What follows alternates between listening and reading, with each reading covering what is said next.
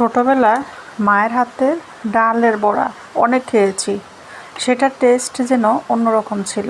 তাই আজকে চেষ্টা করব সেরকম কিছু বড়া বানিয়ে নিতে। এখানে 4টা কাঁচামরিচ, 1টা পেঁয়াজ এবং 2 কোয়া রসুন, কিছু ধনেপাতা দিয়ে ডালগুলো সুন্দর করে ব্লেন্ডার করে নিয়েছি।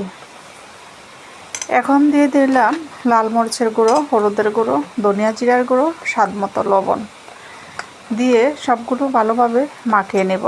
আরও কিছু কাঁচামরিচ কুচি আর পেঁয়াজ কুচি দিয়ে ভালোভাবে মাখিয়ে নিচ্ছি। একটু জাল জাল হলেই যেমন ভালো হবে। বেশি করে পেঁয়াজ কুচি দিলে এটা টেস্ট ভালো আসবে। যাই হোক, আমি অনেকগুলো পেঁয়াজ কুচি দিয়েই ভালোভাবে মাখিয়ে নিচ্ছি।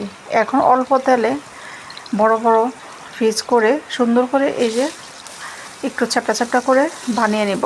এই ডালের বড়াটা এটা একদমই মচমচা হবে না, উপরে একটু মচমচে, ভিতরে একটু নরম নরমই থাকবে।